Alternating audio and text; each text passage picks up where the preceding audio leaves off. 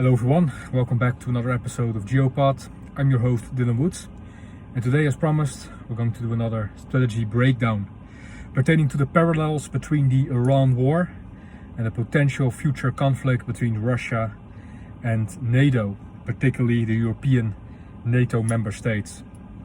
Now, the Iran war gave us a lot of lessons.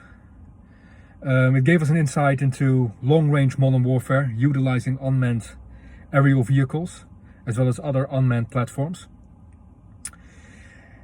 It also gave us an insight in cost-efficient air defense, which is something that the United States, in my opinion, dramatically failed to employ over the course of this war. Why are we shooting $35,000 drones with Patriots worth millions of dollars out of the sky?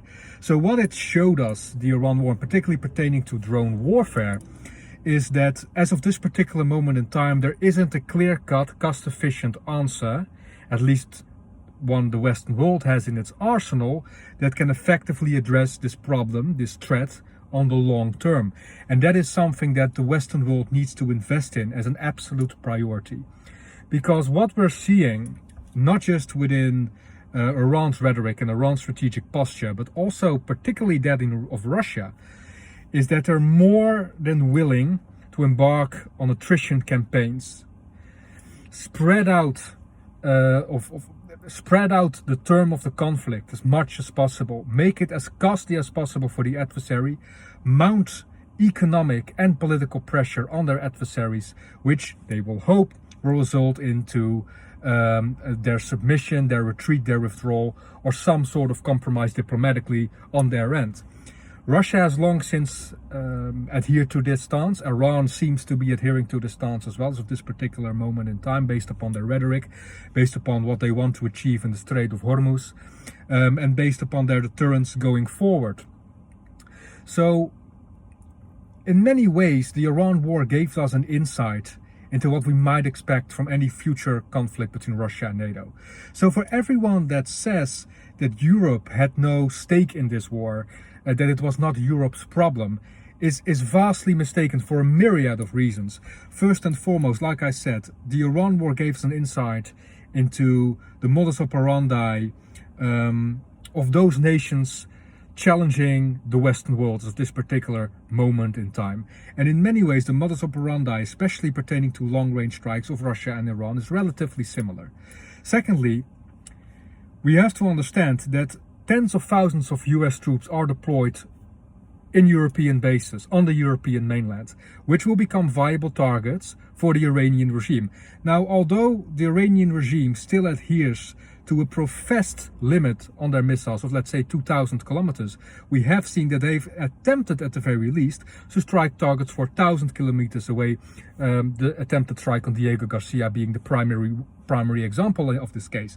And although that missile strike failed dramatically, it does give you an insight into their long-term ambitions. If Iran's ballistic missile program is allowed to survive, is allowed to recover, is allowed to expand further, then it will most surely achieve intermediate capabilities in the near future, meaning that they will be able to strike most US bases on the European mainland, as well as other European infrastructure, meaning it will become a European problem. Now, as I've said on multiple occasions before on this channel, the main problem that the West faces pertaining to its perception of the current threat landscape is that we want a threat to mature enough in order for us to be willing to do something about it. The problem is, as I've said on multiple occasions, that if a threat is mature, it is a much harder target to take out, and ideally you want to mitigate threats in the earliest stage possible. So yes, Europe most certainly has a stake within the current conflict within the Middle East. At the very least, it must keep its eyes open, its eyes and ears open, because there are valuable lessons to be learned. Let's get one thing clear. What we've seen Iran do over the course of this conflict is exactly what Russia will do against European NATO member states. However, instead of Gulf states being attacked with long-range missiles and drones, we will see drone and missile attacks targeting every European capital on the continent. It will look very similar to how the Iran war looked and how a future conflict between Russia and European NATO member states will look. Ports will be attacked. Defense infrastructure will be attacked. Civilian sites will be attacked. Airports will be attacked. Capitals will be attacked.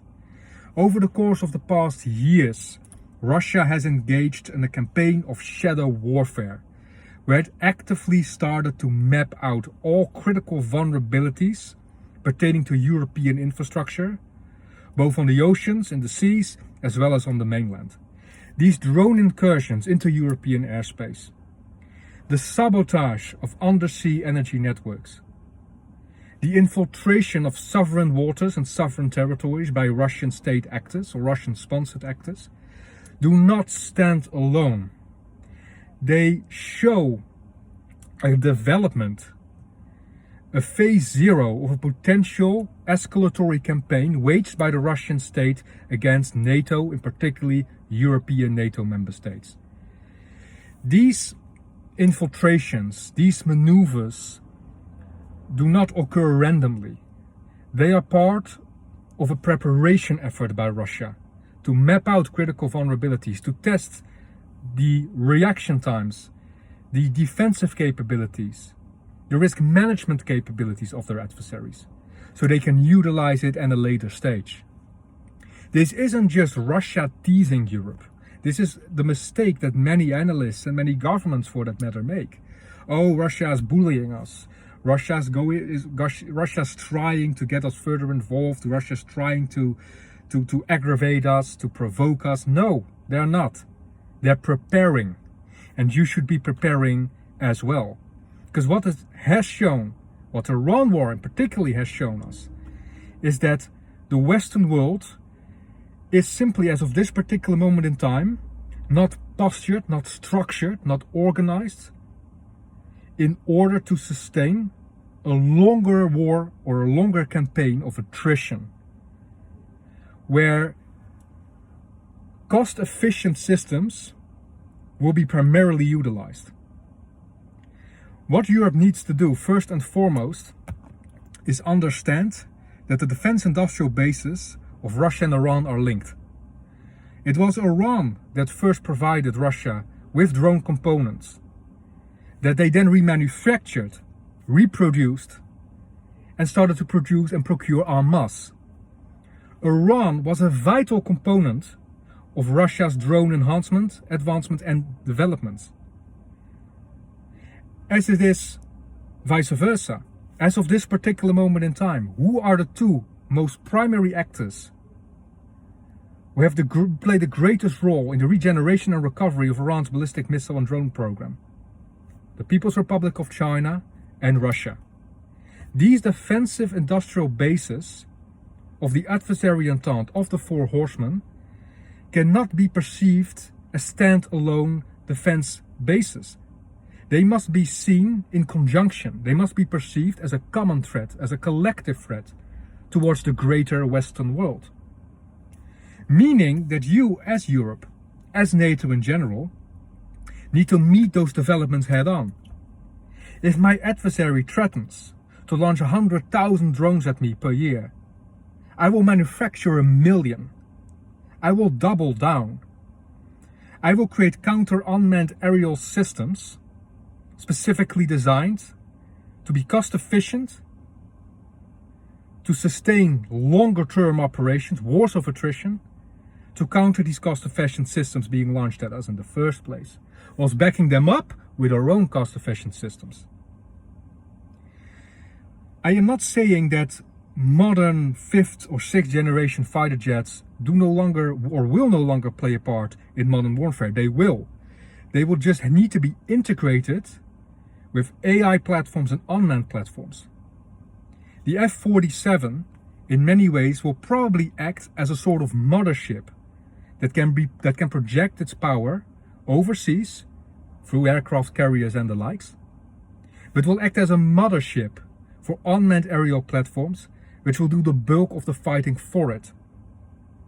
Whereas you keep your fighter jets for the more strategically significant objectives. Whereas your tactical and operational objectives will mostly be achieved for the use and utilization of unmanned platforms.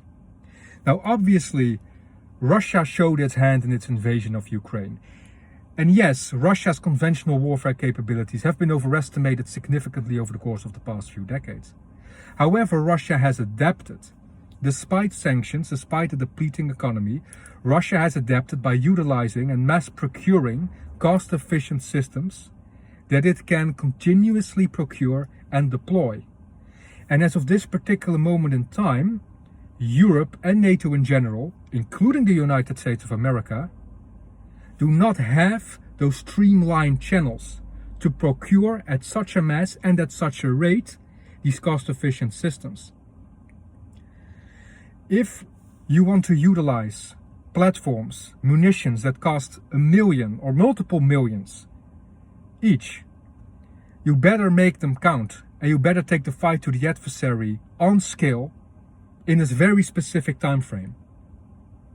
Because otherwise you're going to pay the cost, not just economically, but your whole base, your whole industries will be put at risk and will need to be revolutionized if you wish to gain the upper hand on the long term. And this is a problem that not just the European NATO member states need to acknowledge, but the United States as well. We cannot shoot 35,000 drones out of the sky with munitions that cost millions of dollars each. It's not sustainable. And now we're talking about Iran, in many regards a middleweight adversary. But when we are talking about potential conflicts against China or Russia, that changes the threat landscape and the scope altogether. So if the West wants to maintain its deterrence going into the future, and not just profess but show the capability of withstanding wars of attrition and long-term conflicts, it must double down upon its innovation and procurement cycles and development cycles. Defense industrial bases need to be utilized. Defense budgets, we have them. Technological advancements, no problem. It's the rate and the scale and the speed at which these technological advancements and innovations can reach the front lines, and can do so on a consistent basis in times of war and conflict. And that's where the greatest vulnerability of Europe and NATO in general, as of this particular moment in time, lies. And the Iran war has highlighted and exposed that vulnerability. And it is a parallel to how, at the very least, certain elements of a future conflict between Russia and European NATO member states will look like. And we have to keep in mind, people, that Russia's arsenal is significantly larger. Russia's defense industrial base is significantly larger than that of Iran. So we better double down. This is all I want to share with you today, to illustrate and highlight the parallels in modern warfare across the globe. We are not fighting, once again I reiterate this, we are not fighting one adversary. We're fighting an ever-expanding bloc that's increasing their cooperation in the military, political and economic spectrums, with the future aim of challenging the Western-led global order. They are not bounded by territories, nor specific treaties, laws, agreements pertaining to the international community and international law in general. They but seek to achieve their strategic objectives. Yes, we have the technological advancements. Yes, we have the weapon systems, we have the platforms. However, can we sustain them in the war of attrition? Or should we invest now, back them up with cost-efficient platforms, so that we may maintain our deterrence going into the future? This is my final message of this clip. If you have any questions for me, any comments for me, please feel free to leave them in the comment section down below. And I'll aim to get back at you as swiftly as possible. If you have any topics, subjects that you want me to discuss next, please leave them in the comment section. You can also reach out to me on one of my socials, and I'll try to do my best to reach out and respond to each and every one of you. Once again, thank you very much for taking the time to watch this clip. Have a good day. Bye.